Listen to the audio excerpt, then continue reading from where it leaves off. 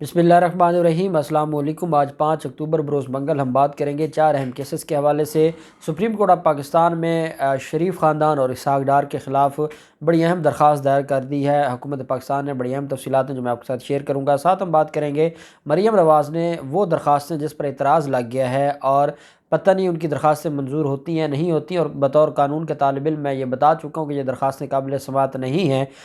اس کے باوجود مریم نواز صرف فوج کو بدنام کرنے کے لیے مریم نواز نے 2 ٹویٹ کیے ہیں اور فوج کو بدنام کرنے کے حوالے سے اپنی درخواست کو ایسے استعمال کر رہی ہے جیسے کہ عدالت کی ججمنٹ آ گئی ہے، اور میڈیا سے گلہ بھی کر رہی ہے کہ میں نے اس درخواست میں فوج کے خلاف باتیں لکھی ہیں، آپ اس کو جو ہے وہ اس کا پروپیگنڈا نہیں کر رہے۔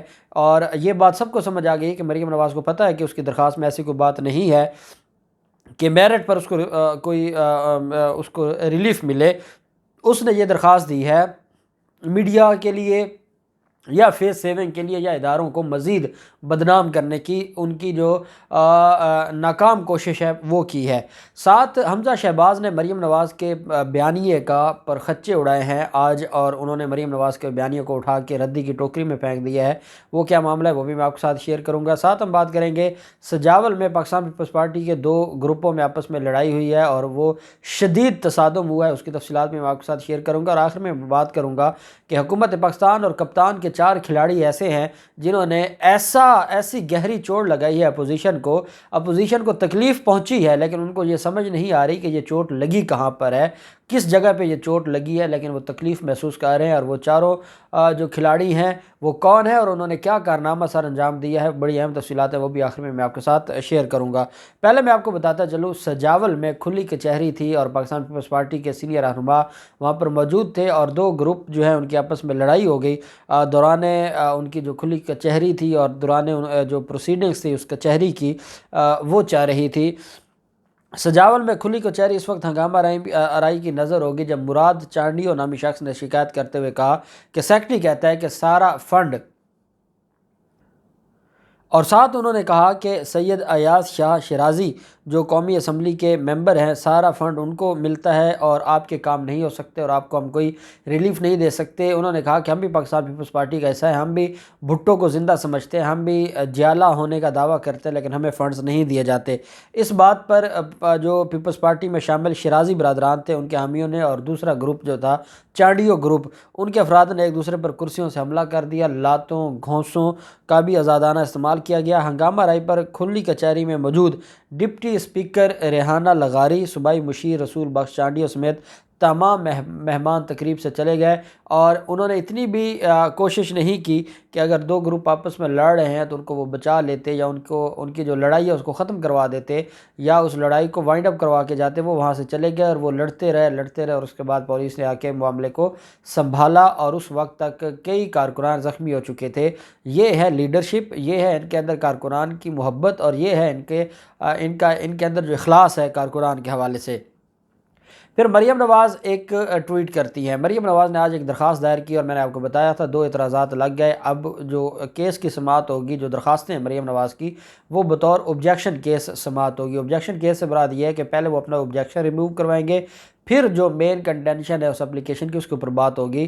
مریم نواز کو پتہ ہے کہ 2 آبجیکشنز لگ گئے ہیں اور ان کی جو درخواست ہے وہ منظور ہوتی ہے نہیں ہوتی، یہ معاملہ سب جوڈس ہے، لیکن انہوں نے ٹویٹ کر کے وہ حصہ جس میں فوج کے حوالے سے جنرل فیض حمید کے حوالے سے کب ان کا فیصلہ آیا، کب جنرل فیض حمید ISI کے چیف بن رہے ہیں، اور یہ الزام جنرل فیض حمید پر لگاتے کہتی ہیں کہ میڈیا کیوں خاموش ہے، میڈیا میری درخواست کے اس پہلو کو کیوں نہیں اجاگر کر رہا کہ جنرل فیض حمید اور فوج نے یہ سارا کچھ میرے خلاف کیا اور مجھے ڈرانے دھمکانے کی کوشش کی گئی اور مجھے بلیک میل کیا گیا۔ اب ان سے کوئی پوچھے کہ آپ نے درخواست اسلام آباد ہائی کورٹ میں دی ہے، اسلام آباد ہائی کورٹ میں ابھی پہلی سماعت ہونی ہے، ابھی آبجیکشن لگے ہیں، اور آپ کہنا یہ چاہتی ہے کہ اسلام آباد ہائی کورٹ میں سماعت سے پہلے ہی آپ کی درخواست کی بنیاد پر یہاں پہ تماشا کھڑا ہو جائے اور آپ کی درخواست پر جو الزامات ہیں وہ لگانا شروع کر، اور ساتھ جو میڈیا ہے ان کو آپ پریشرائز کر رہی ہیں اور ان کو آپ تانا دے رہی ہیں کہ آپ نے میری یہ درخواست کا حصہ ڈسکس نہیں کیا۔ یہ آپ کے درخواست کے ڈسکس کرنے سے کچھ نہیں ہوگا، آپ کی درخواست اگر تو میرٹ پہ ہوگی تو اسلام آباد ہائی کورٹ سنے گی، نہیں تو خارج ہو جائے گی۔ آپ پہلے جائیں نا، آپ کا پہلا وکیل تو وہاں سے چلا گیا ہے، اب نیا وکیل آپ نے کیا ہے، وہ کیسے عدالت کو سیٹسفائی کرتا ہے، یہ ساری باتیں آپ کو بتانی ہوں گی۔ اور ایک بات میں ضرور آنریبل اسلام آباد ہائی کورٹ سے یہ کہوں گا کہ جیسے کسی جج کی اگر توہین کی جائے تو توہین عدالت کی کارروائی ہوتی ہے، ایسے ہی سارے اداروں میں بیٹھے لوگ معزز ہیں۔ جب تک کسی کے خلاف کچھ کیس ثابت نہیں ہوتا اس پر ایسے الزامات لگانا، اور وہ الزامات بھی جو عدالتوں میں درخواستوں میں الزامات لگائے جائیں، یہ طریقہ کار بالکل غلط ہے۔ اور مریم نواز کی جب آپ نے درخواست خارج کرنی ہے، وہیں مریم نواز کے خلاف آپ نے ایف آئی اے کو یہ بھی کہنا ہے کہ اس پر تحقیق کرے، اور مریم نواز جھوٹی ثابت ہوتی ہیں تو ان کو لگا دیں، آپ سزا دے دیں، کیونکہ یہ وہ لوگ ہیں جو اداروں کو بدنام کرتے ہیں اور چاہتے یہ ہیں کہ ادارے ہمیں ویٹیج دیں، ادارے ہمیں کنسیڈر کریں، لیکن آپ کچھ بھی کر لیں کوئی فرق نہیں پڑنا، اداروں کو کوئی فرق نہیں پڑنا۔ ادارے اب آپ کو جو نو بول چکے ہیں، انشاءاللہ ہمیں پوری امید ہے اپنے اداروں سے کہ یہ نو ہمیشہ کے لیے رہے گی۔ دوسری طرف حمزہ شہباز آج کل پر تول رہے ہیں، اور وہ آج کل اداروں کی خوشنودی حاصل کرنے کے لیے حمزہ شہباز بھی شہباز شریف کے نقش قدم پر چل رہے ہیں، اور انہوں نے آج کہا ہے کہ کون سا بیانیہ ہے جس میں اداروں کو، ہمیں ایسی سول سپرمیسی نہیں چاہیے جس میں اداروں کے اوپر الزامات لگائے جائیں یا اداروں کو کمزور کیا جائے۔ ہم چاہتے ہیں کہ جمہوریت میں پارلیمنٹ مضبوط ہو، لیکن ہمارے ادارے بھی مضبوط ہوں، اور ہم اداروں کو نقصان نہیں پہنچانا چاہتے۔ ہمارے اداروں نے سب سے زیادہ قربانیاں دی ہیں اور ہم ان قربانیوں کی عزت رکھتے ہیں۔ اب یہ بیانیہ ہے حمزہ شہباز کا۔ مریم نواز کا کیا بیانیہ ہے کہ ایک درخواست دائر کی، اور اس میں جن لائنوں میں جو الزامات لگائے ہیں اداروں کے سربراہان کے خلاف، وہ کہتی ہیں کہ اس کو میڈیا کیوں نہیں اٹھا رہا، اس کو میڈیا کو اٹھانا چاہیے اور الزامات لگانے چاہیے۔ اور وہ میڈیا کو یہ طنز بھی کر رہی ہیں کہ آپ سارے ڈرپوک ہیں یا آپ ڈرے ہوئے ہیں۔ میڈیا بھی یہ سوال پوچھ کر سکتا ہے کہ جب آپ نے محمد زبیر کو بھیجا تھا تو آپ نے میڈیا سے پوچھ کر بھیجا تھا جب این آر او لینے گئے تھے، اور جب این آر او نہیں ملا تب آپ کو بڑی غیرت آ گئی ہے۔ یہ غیرت اس وقت کہاں تھی جب ضیاء الحق کے دور میں آپ ضیاء الحق سے بھیک مانگ رہے تھے اقتدار کی، اور آپ کو بھیک میں ملا تھا وہ اقتدار، اور آپ نے مشرف سے این آر او مانگا اور آپ کو این آر او ملا، تب تو آپ کو نہ جمہوریت یاد تھی نہ اپنے کارکنان یاد تھے، اور اب آپ الزامات لگانے کے لیے میڈیا کا سہارا لینا چاہتی ہیں جو ناکام ہوگی۔ اور آپ کا بیانیہ، جیسے اسد عمر نے کہا تھا مریم نواز کا بیانیہ شہباز شریف ہی رد کریں گے، شہباز شریف کا بیانیہ مریم نواز رد کریں گی، ہمیں ضرورت ہی نہیں ہے اس معاملے میں پڑھنے کی، اور وہ باتیں سچ ثابت ہو رہی ہیں۔ پھر اسحاق ڈار، آپ جانتے ہیں کہ اسحاق ڈار کے حوالے سے ایک آرڈیننس آیا، اس آرڈیننس کو اسلام آباد ہائی کورٹ میں چیلنج کیا گیا، وہاں پر خارج ہوا۔ پھر اسحاق ڈار نے ایک لیٹر لکھا الیکشن کمیشن کو اور کہا کہ کیونکہ میرا معاملہ سپریم کورٹ میں پینڈنگ ہے اور میرا نوٹیفیکیشن ہی نہیں جاری ہوا تھا ممبرشپ کا، تو وہ میری جو ممبرشپ ہے وہ کیسے مجھے ڈی سیٹ کیا جا سکتا ہے، تو اس پر ایکشن لیا جائے۔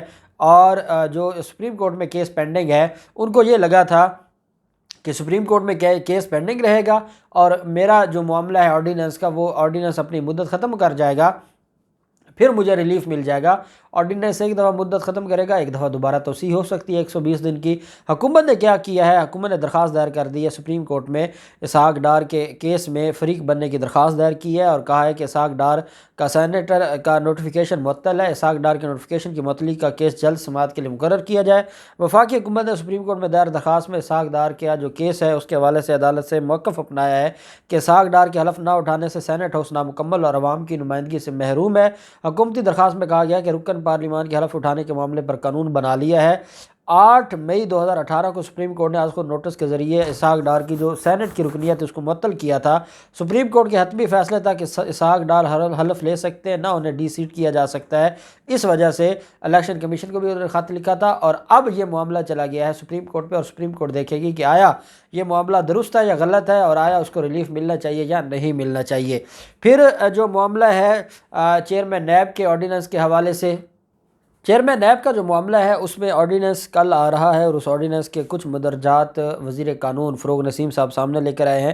اس آرڈیننس میں اپوزیشن لیڈر کو ٹرک کی بتی کے پیچھے لگایا گیا ہے، لال جھنڈی دکھائی گئی ہے، اور آئین کی جو آئین کی ریکوائرمنٹس ہیں ان کو بھی مد نظر رکھا ہے، اور شہباز شریف کو عملی طور پر بھی سائڈ پر کر دیا ہے چیئرمین نیب کے حوالے سے۔ اب میں آپ کو آرڈیننس کے چند نکات آپ کے سامنے رکھنا چاہوں گا۔ چیئرمین نیب کی تعیناتی کے حوالے سے حکومت کے تیار کردہ آرڈیننس کے بنیادی نکات جو ہیں اس میں وزیر اعظم اور اپوزیشن کے درمیان موجودہ شک برقرار رہے گی۔ وہ اس وجہ سے شک برقرار رہے گی کیونکہ وہ ہمارے آئین کا حصہ ہے، اس وجہ سے حکومت اس کو نہیں چھیڑ رہی۔ وزیر اعظم اور جو اس میں اپوزیشن لیڈر ہیں وہ شک برقرار رہے گی۔ نئے چیئرمین نیب کے لیے جسٹس ریٹائرڈ جاوید اقبال کے نام پر بھی غور ہو سکے گا۔ یہ توسیع کی بات نہیں ہو رہی، نئے چیئرمین کے لیے بھی ان کا نام زیر غور ہوگا۔ چیئرمین نیب کے معاملے پر وزیر اعظم اور اپوزیشن لیڈر میں مشاورت ہوگی، اتفاق نہ ہوا تو بات پارلیمانی کمیٹی میں جائے گی۔ مذاکرات میں ڈیڈ لاک ہوا تو موجودہ چیئرمین یعنی جاوید اقبال ہی عہدے پر رہیں گے۔ پہلی بات تو یہ ہے کہ جب تک یہ معاملہ اور یہ پروسیس کمپلیٹ نہیں ہوتا، کیونکہ 8 اکتوبر کو ان کی مدت ختم ہو رہی ہے، اس سے پہلے حکومت نے فیصلہ لینا ہے۔ حکومت نے فیصلہ یہ کیا ہے کہ جب تک یہ پروسیس چلے گا تب تک تو چیئرمین نیب یہی رہیں گے۔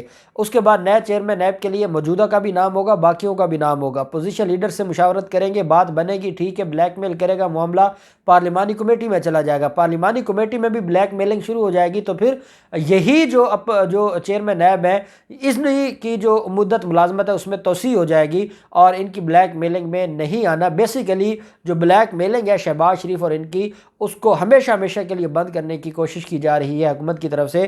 اور جیو جیسے جو چینل ہے انہوں نے یہ بات چلائی ہے کہ اس آرڈیننس میں بھی شہباز شریف کی مشاورت ضروری ہوگی۔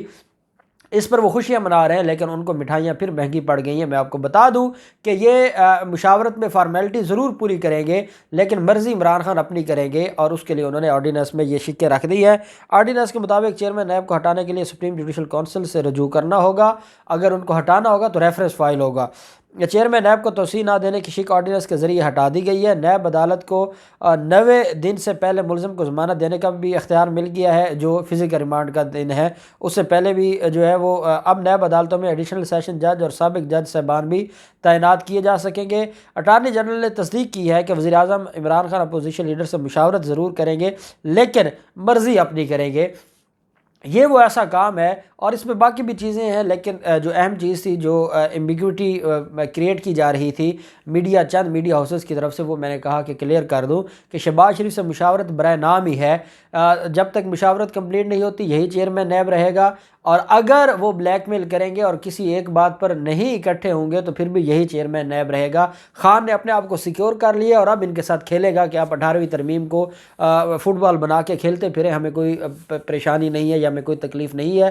اب دیکھتے ہیں سارے معاملات میں کیا ہوتا ہے، جو بھی ڈیولپمنٹ ہوگی آپ کے ساتھ شیئر کرتے رہیں گے۔ اللہ پاک پاکستان کا حامی و ناصر ہو۔ بہت شکریہ، اللہ حافظ، پاکستان زندہ باد۔